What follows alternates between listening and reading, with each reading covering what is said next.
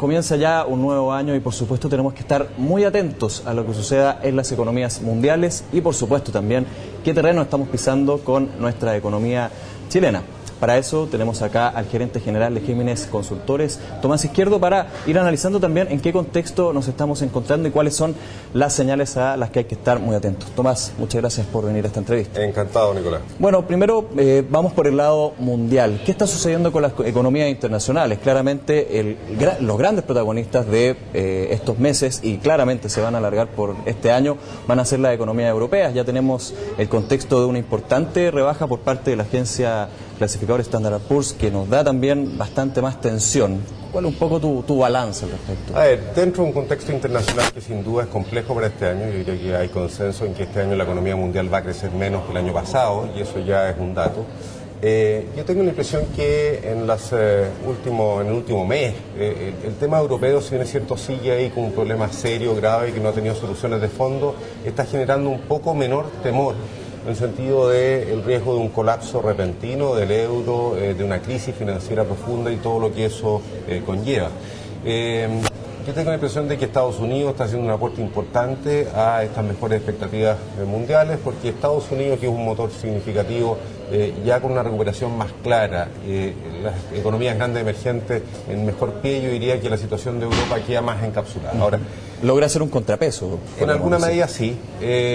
Sin duda, si es que la situación en Europa se resuelve de mala forma, el daño a la economía mundial de todas maneras va a ser significativo, en un contagio importante. Ahora, ¿qué marca la diferencia en Europa hoy día respecto de hace un mes y medio atrás? Yo diría, por un lado hay iniciativas para ir resolviendo los problemas de fondo reales que tienen que ver con los desequilibrios que hay en varias economías. El desafío ahí es volver a ser competitivas y que vuelvan a crecer economías importantes como la italiana y la española, y algo se ha avanzado. Los cambios de gobierno en estas dos economías yo diría que hacen un aporte. En particular en el caso de España tengo la impresión, por la reacción de los mercados, que la credibilidad que hay en el plan de ajuste de Rajoy es importante. En el caso de Italia la cosa no es tan clara. La verdad es que las tasas de interés de apalancamiento soberano en Italia siguen en niveles bastante altos. Si uno toma Europa en su conjunto y toma indicadores que a mí me parecen son los más precisos, los termómetros que están marcando la situación, la tasa Libor, la Euribor, la tasa interbancaria en Europa ha bajado algo, lo que muestra que hay algún grado de menor desconfianza entre los mismos bancos. La liquidez del sistema financiero ha mejorado porque el Banco Central Europeo, a mi juicio, de a poco ha ido tomando un rol más activo. Así es. La inyección de liquidez a plazos más largos, un 1%, 3 años, fue muy apetecida por el mercado, fue una muestra clara de los secos que estaban en los mercados, pero más allá de eso muestra un Banco Central Europeo que en definitiva, cuando las circunstancias lo ameritan, ha estado. De hecho, se le criticó mucho el año pasado por su poca proactividad. Ya hay medidas que se están gestando, hay un tema de recapitalización de la banca europea que todavía no se concreta, pero ya hay algunos atisbos en ese sentido. Sí, yo tengo la sensación de que se está produciendo poco a poco un cambio político dentro del propio Banco Central Europeo. De hecho, está entrando una nueva generación a los cargos más importantes, y que quizás hay algún tipo de negociación en el sentido de avanzar paralelamente por el lado de la responsabilidad fiscal y de tener instituciones que realmente controlen una especie de convergencia fiscal en las economías de la zona euro, y de ahí todas las iniciativas, ¿cierto?, de los jefes de Estado, que van a tener un tiempo en que se vayan materializando, pero hay un avance en el sentido de hacer un control mucho más estricto de lo que fue Maastricht en su momento, que todos sabemos que no fue suficiente. Y paralelamente entonces, con esta actitud más responsable con fiscal, un banco central que empieza a ser más colaborador y que empieza a generar la liquidez necesaria en los momentos que se requiere.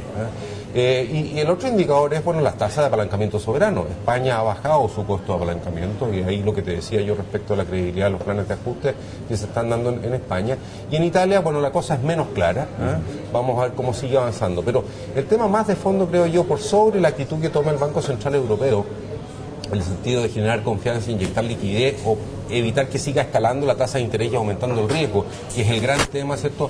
Apagando el incendio del Banco Central Europeo respecto de las situaciones más críticas, lo importante es avanzar en que las economías vuelvan a ser competitivas, y eso se requiere, ¿cierto?, en ausencia de monedas nacionales en las distintas economías, hacer ajustes recesivos que son bastante costosos políticamente. Y esa es la gran pregunta. Yo diría que si hay un tema que uno podría ver con mucha atención por el efecto positivo que pudiera tener, es que el Banco Central Europeo se decida en su próxima reunión de política monetaria, ya no lo hizo la semana pasada, a mi juicio perdió una excelente oportunidad, a bajar más aún la tasa de instancia monetaria en la zona euro, bajar el 1%, que es el piso hasta ahora de este Banco Central Europeo que tiene corta historia, ¿cierto?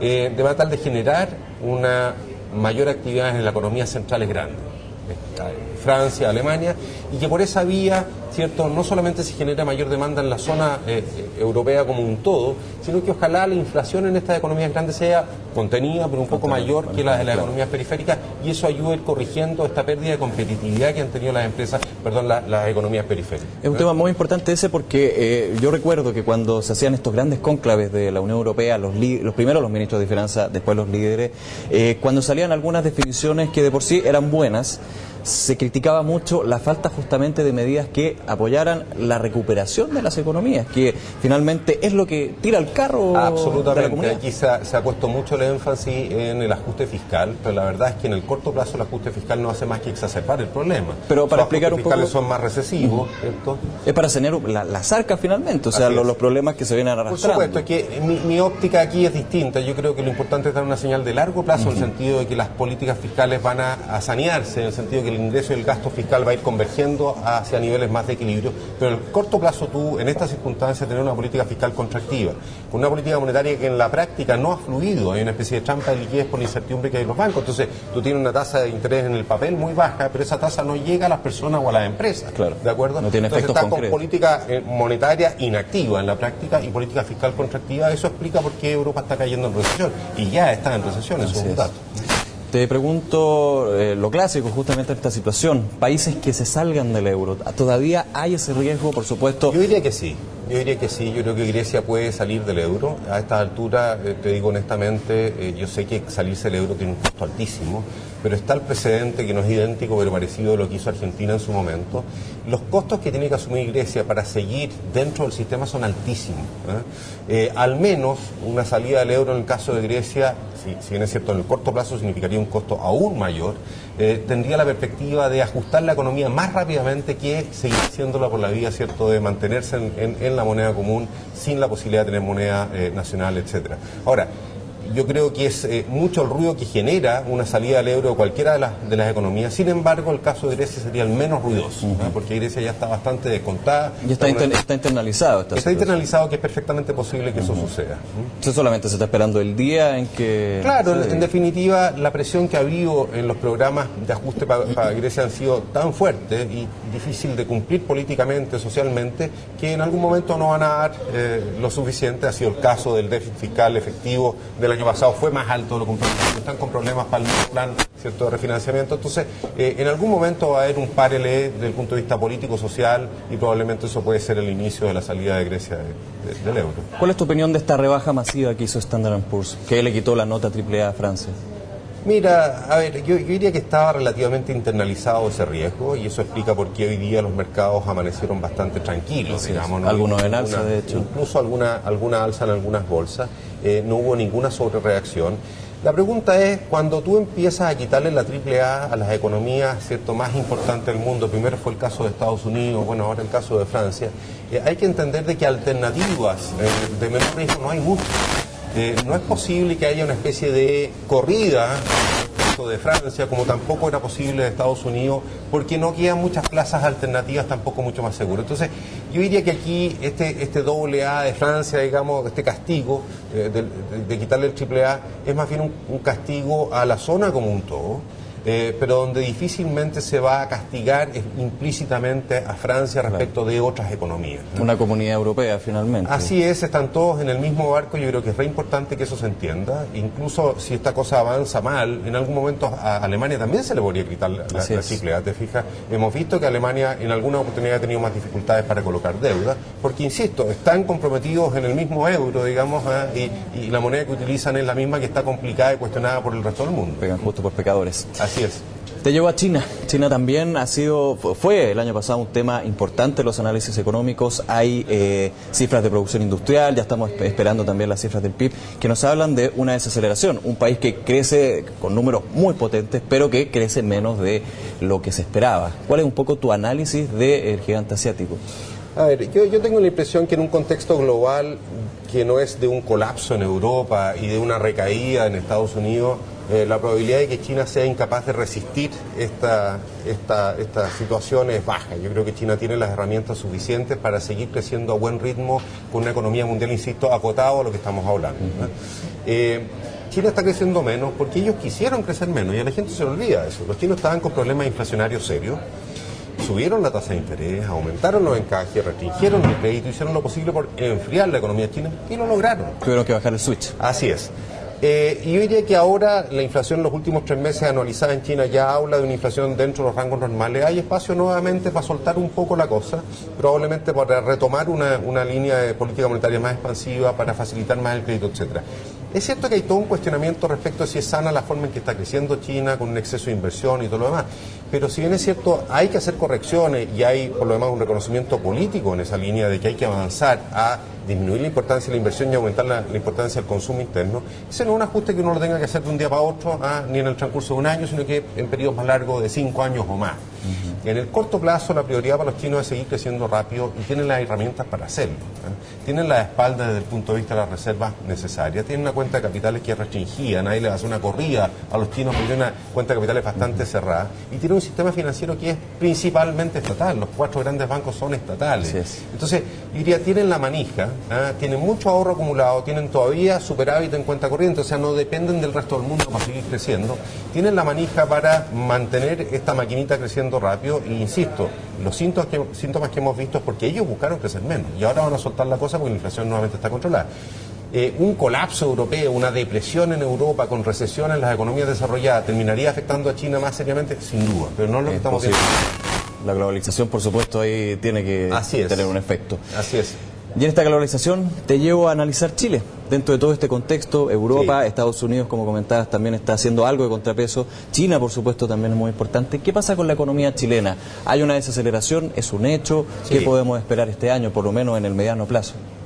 Bueno, a ver, se ha retomado mucho el tema, digamos, del ritmo de crecimiento de la economía chilena a partir de lo que fue la decisión del Banco Central la semana pasada de bajar la tasa de interés. Yo diría que es evidente que hay señales de desaceleración, pero mi impresión es que la desaceleración no es muy rápida y que hay algunos elementos que van a permitir soportar un crecimiento relativamente bueno, por lo menos durante todo el primer semestre de este año. Una cosa es el ritmo de crecimiento que trae el sector de la construcción, el sector inmobiliario es fuerte. Así es. Y eso tiene un efecto que se prolonga en el tiempo, sobre todo que la mayor parte de la construcción está entrando a la fase de mayor valor agregado, donde se demandan muchos insumos de otros sectores, del transporte, de la industria, del comercio, etcétera. Entonces hay un efecto multiplicador del sector construcción sobre otros sectores y sobre el empleo que va a ayudar a que el aterrizaje sea bastante suave durante este año. Y el segundo elemento es la política fiscal. Recordemos que el presupuesto público el año pasado se subejecutó dramáticamente hasta el mes de noviembre. No sabemos todavía cuál fue la ejecución del mes de diciembre, pero si se quería gastar todo el gasto público, todo el presupuesto del año pasado, el gasto público tenía que crecer en diciembre al 40%. Ese es el gasto devengado. Autorizo que se gaste, pero la materialización de ese gasto desde el punto de vista del flujo de caja se da en los meses siguientes. Eso quiere decir que en el primer trimestre y probablemente en parte casi el primer semestre como un todo, el flujo de gasto del sector público va a ser muy fuerte. Y recordemos que esto es gasto de inversión, el gasto corriente se fue pagando obviamente mes a mes, se fue gastando. Entonces, hay mecanismos que van a permitir, yo te diría, atenuar la velocidad de la desaceleración. Recordemos que la economía chilena está en una situación de pleno empleo en el mercado laboral, o sea, no queda mucho espacio. Yo estuve mirando la semana pasada las cifras de crecimiento del empleo y de las remuneraciones reales, y la planilla de la economía, o sea, la masa de dinero que entra a la economía por la vía de sueldo y salario, sigue creciendo en 12 meses a tasa cercana al 6%. O sea, el mercado laboral empieza a mostrar ya alguna escasez de mano de obra en algunos sectores que empieza a presionar las remuneraciones nominales y ahí hay una señal entonces que estamos en pleno empleo del mercado laboral. ¿Y qué tal la demanda interna? Algunos decían el año pasado que iba a empujar el carro de la economía. Bueno, la demanda interna debiera crecer este año menos, ¿cierto? Claramente que el año pasado y crecimiento de la demanda interna en torno al 4,5% parecen razonables para este año. O sea, parecido un poco por sobre lo que crezca el producto de lo que uno debería esperar para este año. Pero en eso, insisto, la política fiscal va a ser un contrapeso importante y es lo que estamos viendo hasta ahora. Y hay que ver además cómo es el contagio por el lado de las expectativas. Y esto es bien importante porque la reacción que hubo el año 2008 en el segundo semestre frente a la crisis externa fue a mi juicio, una sobrereacción de los agentes económicos acá, tanto de personas como empresas, que frenó bruscamente el consumo y la inversión. Ya vimos que la economía chilena contaba con cierta fortaleza para ser relativamente resiliente a lo que pasaba afuera. Desde esa perspectiva, uno esperaría que si la cosa de afuera no es tan complicada como la del 2008, y es lo que estamos viendo hoy día, y tenemos la sensación de esta fortaleza en la economía chilena que no nos contagia tan dramáticamente, puede ser que el contagio sobre las expectativas no sea tan importante. Debido a que no habrían ajustes tan extremos como la otra. Así es, no se van a parar edificios en la mitad de la construcción, te fijan, y se van a congelar proyectos importantes. Ahora, los mecanismos de transmisión y de contagio de la economía mundial hacia Chile están dándose, eso es un hecho. Una parte importante de nuestras exportaciones va a Europa y exportaciones con mayor valor agregado, esos sectores pueden verse afectados y puede haber correcciones de precios. Por el lado, cierto, de mercados bursátiles, bueno, ya vimos lo que fue el año pasado. El año pasado, en vez de crecer 15%, la bolsa cayó 16% o algo en torno a eso, digamos. Ahí hay un efecto riqueza importante, hay efectos sobre las empresas que valen menos y sus decisiones de inversión, hay efectos sobre las personas que son las dueñas de esas empresas a través de los fondos mutuos o a través directamente de las AFP. En definitiva, hay un efecto riqueza negativo cuando se cae el valor, cierto, de los activos bursátiles en la magnitud que se produjo, y eso afecta las decisiones de consumo e inversión de la economía, sin duda la afecta. Hay un tema bien relevante que se habla poco, la importancia que tienen las empresas extranjeras en sectores estratégicos en nuestra economía. Piensa tú en comunicación, el peso que tienen las empresas extranjeras, piensa en el sector financiero, en la minería, en la energía. Bueno, cuando las matrices de estas empresas que están en Chile están con problemas, hay muchas veces decisiones de cortar inversión en economías periféricas como la nuestra. Finalmente afectan a la economía. El ejemplo más claro es el del Banco Santander, que ha estado desinvirtiendo en Latinoamérica para capitalizarse en su casa matriz. O sea, aunque Chile en su propio mérito esté relativamente sólida y bien, estamos súper globalizados y la participación directa de grandes empresas en nuestra economía sin duda es un elemento más que es un mecanismo. No está blindado ni siquiera la inversión extranjera. En ningún caso. En ningún caso. Tomás, bueno, habrá que ver qué es lo que sucede. Tenemos ya este análisis empezando el año, a ver si se cumple algunas cosas y estar tanteando, como se diría, qué es lo que sucede con los efectos de las economías internacionales y, por supuesto, la chilena. Muchas gracias por tu análisis y esta entrevista. No, gracias a ustedes, un gusto. Y ustedes, nos encontramos en una nueva entrevista también de FTV.